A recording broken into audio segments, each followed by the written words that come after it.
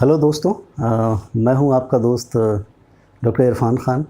और एक बार फिर से स्वागत है आपका आपके अपने इस चैनल पर, which is doctor NEET ji channel, which is specially made for the preparation and the understanding of concepts of chemistry and other science subjects.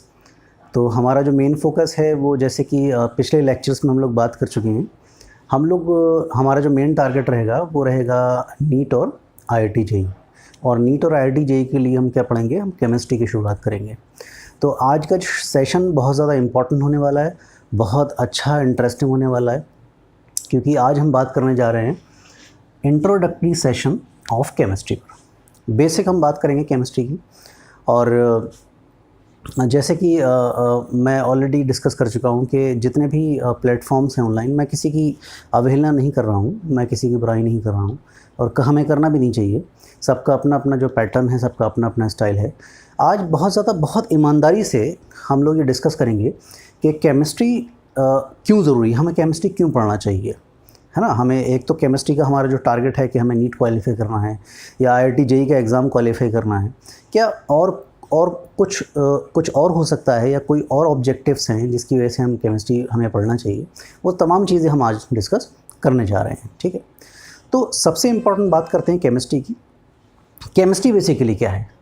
तो केमिस्ट्री की अगर बात करें तो जब भी केमिस्ट्री वर्ड आता है तो किसी भी इंसान को केमिस्ट्री के बारे में चाहे कुछ बहुत ज़्यादा पता हो या ना पता हो, तो उसके दिमाग में क्या आता है? केमिकल्स आते हैं सीधे रैंडमली, है ना। तो केमिस्ट्री जैसे ही नाम आता है तो उसके दिमाग में क्या आते हैं? उसके दिमाग में आते हैं केमिकल्स, ठीक है। कि यार कुछ भी होगा और जो भी होगा वो केमिकल से रिलेटेड होगा। मतलब केमिकल की स्टडी, है ना, केमिकल की रिएक्शन कैसे होती हैं, उसका बिहेवियर क्या होता है ना, उसकी काइनेटिक्स क्या होती है, ये तमाम चीज़ें जो हैं वो केमिस्ट्री में स्टडी की जाती हैं, केमिस्ट्री में पढ़ी जाती हैं।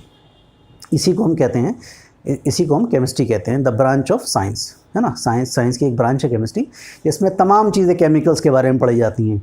ये पढ़ा जाता है, वो पढ़ा जाता है, एटम सारा पढ़ा जाता है, ठीक है। तो अल्टीमेटली हम केमिकल्स के बारे में, केमिकल्स मतलब जो एलिमेंट्स हैं हमारे, उसके बारे में हम स्टडी करते हैं, ठीक है। एलिमेंट्स के बारे में हम पढ़ते हैं, और एलिमेंट्स मॉलिक्यूल, ठीक है। एटम्स, मतलब एटम्स जब आपस में जुड़ जाते हैं तो वो क्या बनाते हैं? वो मॉलिक्यूल बनाते हैं, ठीक है। मॉलिक्यूल बनाते हैं, फिर वो फर्दर जो है और कॉम्प्लेक्स मॉलिक्यूल बनाते हैं, from simple molecule to complex molecule. तो ये रिएक्शन हमारी चलती रहती है। तो ये तमाम चीज़ें हम केमिस्ट्री के अंदर डिस्कस करते हैं बेसिकली। केमिस्ट्री की अगर बात करें तो केमिस्ट्री बहुत पहले से अपने वजूद में है। सबसे पहले बेसिकली केमिस्ट्री में जो कुछ एसिड्स वगैरह बनाने का जो श्रेय दिया जाता है, मतलब जिसको हम कहते हैं फादर ऑफ एंशिएंट केमिस्ट्री कहते हैं, हज़रत जाबिर इब्न हय्यान नाम से एक हुए हैं, जिन्होंने सबसे पहले जो है वो नाइट्रिक एसिड वगैरह और तमाम कुछ एसिड बनाए थे। इसीलिए उनको हम श्रेय देते हैं फादर ऑफ एंशिएंट केमिस्ट्री का। उसके बाद में फिर कुछ एक साइंटिस्ट आए जिन्होंने एक मॉडर्न केमिस्ट्री की नींव रखी, और मॉडर्न केमिस्ट्री का हम जो फादर कहते हैं वो लेवोजियर लाप्लास को कहते हैं। तो ये तो रही एकदम एक वो रटी रटाई बातें, आप सभी लोग जो है वो पढ़ते हैं किताबों में, इंटरनेट वगैरह पे जो मटेरियल जो फैला हुआ सब जगह पढ़ते हैं। केमिस्ट्री बेसिकली ज़रूरी क्यों है? केमिस्ट्री, तो केमिस्ट्री का पढ़ने का एक मेन टारगेट क्या है? हम केमिस्ट्री क्यों पढ़ रहे हैं? हम केमिस्ट्री पढ़ने के हमारे दो रीज़न हैं। दो तरीके के स्टूडेंट ये वीडियो देख रहे होंगे, ठीक है। हमारे दो टारगेट हैं। सबसे पहला टारगेट है हमारा नीट क्वालिफाई करना, और दूसरा टारगेट है IIT JEE टारगेट करना, ठीक है, क्वालिफाई करना। ये दो टारगेट हैं। अब बात ये आती है कि क्या नीट क्वालिफाई करने के बाद या IIT JEE क्वालिफाई करने के बाद क्या केमिस्ट्री की जो नॉलेज है वो धराशायी हो जाती है? क्या हमें केमिस्ट्री पढ़ने की कोई ज़रूरत नहीं होती है? क्या केमिस्ट्री का एप्लीकेशन सिर्फ तैयारी तक ख़त्म हो जाता है? क्या केमिस्ट्री सिर्फ़ और सिर्फ जो है वो नीट एग्ज़ाम क्वालिफाई करने के लिए, मतलब मेडिकल कॉलेज में घुसने के लिए, एंटर करने के लिए, या IIT JEE एग्ज़ाम क्वालिफाई करने के लिए, या इंजीनियरिंग कॉलेज में घुसने के लिए ही, एंटर करने के लिए ज़रूरी है? मैं सारे सब्जेक्ट की बात कर रहा हूँ, हालांकि हमारा मेन फोकस केमिस्ट्री पे है। वो कोई भी सब्जेक्ट हो सकता है, वो केमिस्ट्री हो सकती है, फिजिक्स हो सकती है, मैथमेटिक्स हो सकती है, बायोलॉजी हो सकती है। तो ऐसा बिल्कुल भी नहीं है, ठीक है। ऐसा नहीं है कि आपने कोई सब्जेक्ट अगर आपने बहुत अच्छे से पढ़ लिया है, वो सिर्फ आपने इसलिए पढ़ा है ताकि आप रिस्पेक्टिव जो भी कॉम्पिटिटिव एग्जामिनेशंस हैं आप उसको पास कर पाएँ। ऐसा नहीं है। असली जो जंग है वो उसके बाद शुरू होती है। मैं ऐसे बेसिकली मेरा जो बैकग्राउंड रहा है रिसर्च का रहा है, ठीक है। मैं रिसर्च में जब मैं पीएचडी कर रहा था तो मैं खुद जो है साक्षात इस बात का जो प्रमाण हूँ। मैंने खुद देखा है कि बहुत सारे जो लोग हैं जो पीएचडी कर रहे होते हैं, पीएचडी वाली स्टेज तक पे आ जाते हैं, उनका ये बेसिक जो पोर्शन है केमिस्ट्री, ये बहुत वीक होता है। और देखो, मैं अक्सर आप लोगों से कहता हूँ कि केमिस्ट्री जो है वो एक ब्रिजिंग सब्जेक्ट है। अगर आपकी केमिस्ट्री कमज़ोर होगी तो आप बहुत अच्छे डॉक्टर नहीं बन पाएंगे। बात समझ में आ रही है? अगर आपकी केमिस्ट्री कमज़ोर होगी तो आप उन सभी ब्रांचेस में जहाँ पर केमिस्ट्री कहीं ना कहीं एक मेजर रोल प्ले करता है, अगर आप बायोटेक्नोलॉजी में जा रहे हैं या फिर आप बायोकेमिकल ब्रांच में जा रहे हैं, बायोकेमिस्ट्री में जा रहे हैं, या बायोकेमिस्ट्री में आप रिसर्च कर रहे हैं और केमिस्ट्री आपकी अगर वीक है तो आप कुछ भी नहीं कर सकते हैं, आप बेहतर नहीं कर सकते हैं, आप एक्सेल नहीं कर सकते हैं। तो मैं अपना एक्सपीरियंस आपको बता रहा हूँ। अब ये मेरा पर्सनल एक्सपीरियंस है।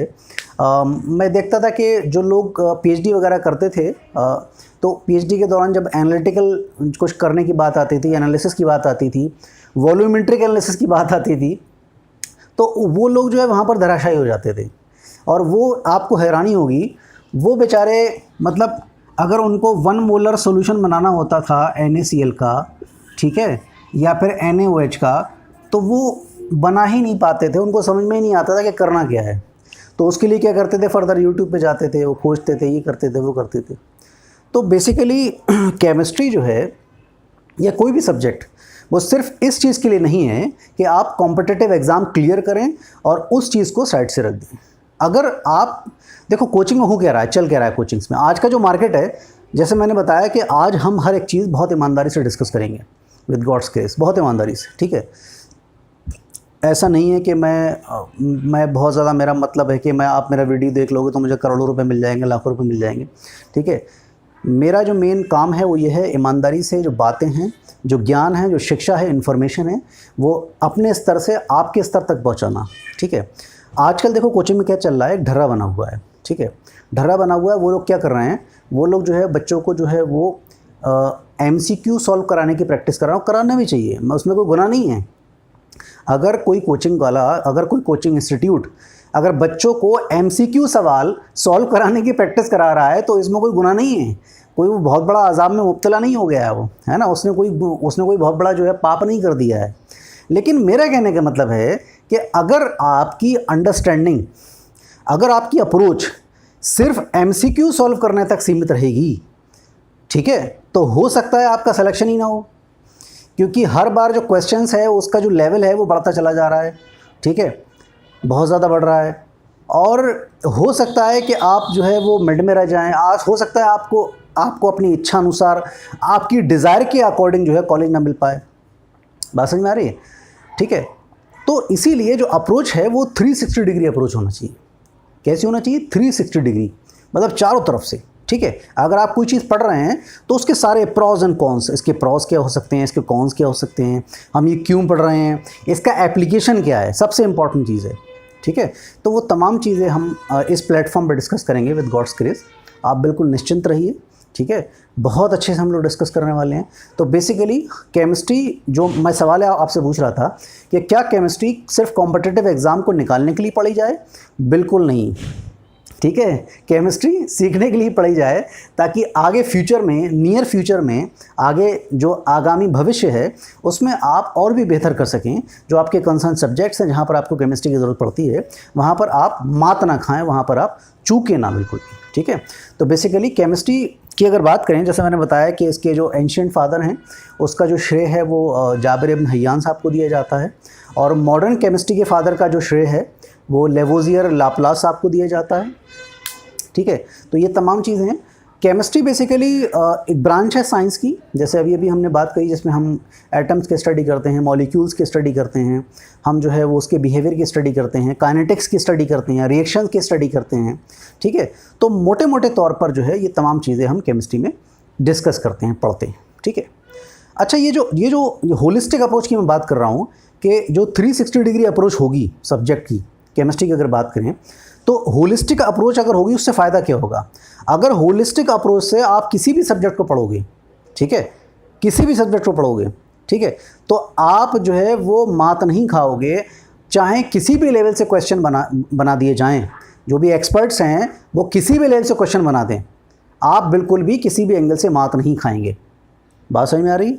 ठीक है, तो हम क्या पढ़ेंगे, हम जो सब्जेक्ट अपना डिस्कस करेंगे, हम सब्जेक्ट जो कवर करेंगे वो होलिस्टिक अप्रोच से, 360 डिग्री अप्रोच से कवर करेंगे। ठीक है, तो जनरल बात कर लेते हैं। सबसे पहले केमिस्ट्री को बेसिकली, चूँकि केमिस्ट्री जो है सब्जेक्ट बहुत बड़ा सब्जेक्ट है, इसीलिए इस सब्जेक्ट को 3 भागों में डिवाइड किया गया है। ठीक है, इस सब्जेक्ट को 3 भागों में डिवाइड किया गया है। तो केमिस्ट्री की अगर बात करें तो केमिस्ट्री बेसिकली डिवाइड किया गया है तीन भागों में। ठीक है, केमिस्ट्री, ठीक है, 3 भागों में डिवाइड किया गया है। फिजिकल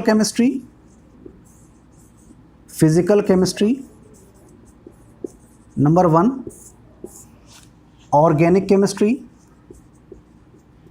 और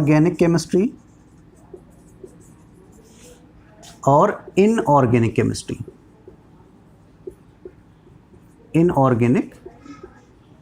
केमिस्ट्री। तो ये 3 क्लासेस हैं, जिन 3 क्लासेस में केमिस्ट्री का क्लासिफिकेशन किया गया है। ठीक है, कौन कौन से क्लासेस हैं? फिजिकल केमिस्ट्री, ऑर्गेनिक केमिस्ट्री और इनऑर्गेनिक केमिस्ट्री। 3 क्लासों में इसको विभाजित किया गया है, बांटा गया है। क्यों बांटा गया है? हर बात का सवाल है ना, हर बात में जो सवाल है और हर सवाल का जवाब है, ऐसा तो है नहीं दुनिया में ऐसा कोई सवाल ही नहीं इसका जवाब ना हो। बात समझ में आ रही? तो इसको इसलिए बांटा गया है क्योंकि जो कैटेगराइजेशन है on the basis of specialisation कर दिया गया है ताकि पढ़ने में दिक्कत ना हो। ठीक है, पढ़ने में दिक्कत ना हो, मुश्किलात का सामना ना करना पड़े। तो फिज़िकल केमिस्ट्री की अगर बात करें तो फिज़िकल केमिस्ट्री में आपके जो है बेसिक जो चैप्टर्स हैं, आपके मूल कंसेप्ट हैं, उसके बारे में हम लोग डिस्कस करते हैं, है ना। तमाम जो आपके जो मोलैरिटी है, मोल फ्रैक्शन है, मास फ्रैक्शन है, ये तमाम चीज़ें हम उसमें पढ़ते हैं। कंसंट्रेशन टर्म्स बेसिकली जो होती हैं वो पढ़ते हैं हम, है ना। सॉल्यूशन वाले चैप्टर में भी तमाम चीज़ें आती हैं, है ना। उसके बाद आप जो बाकी के जो चैप्टर्स हैं, आपके जो काइनेटिक्स वगैरह हैं, आपके इलेक्ट्रोकेमिस्ट्री हैं, है ना, आपके ये तमाम चीज़ें हम जो है फिज़िकल केमिस्ट्री में कवर करते हैं। ऑर्गेनिक केमिस्ट्री में बेसिकली हम कवर करते हैं रिएक्शंस, जो ऑर्गेनिक मॉलिक्यूल्स की जो रिएक्शंस हैं वो सारी की सारी ऑर्गेनिक केमिस्ट्री में कवर की जाती हैं। देखो, ऑर्गेनिक हर चीज़ का जो मतलब है उसके नाम में छुपा होता है। ऑर्गेनिक का मतलब है वो सारे मॉलिक्यूल जिसमें कार्बन मौजूद होता है। ठीक है, वो सारे मॉलिक्यूल जिसमें कार्बन मौजूद होता है, उन सारे के सारे मॉलिक्यूल्स को हम क्या कहते हैं? ऑर्गेनिक मॉलिक्यूल्स कहते हैं। और उन तमाम मॉलिक्यूल्स की सारी की सारी स्टडीज़, उनकी रिएक्शंस, उनका केमिकल बिहेवियर, उनका फिज़िकल बिहेवियर, उनकी केमिकल कैरेक्टरिस्टिक्स, फिज़िकल कैरेक्टरिस्टिक्स, सारी की सारी चीज़ें जो हम किसमें पढ़ते हैं?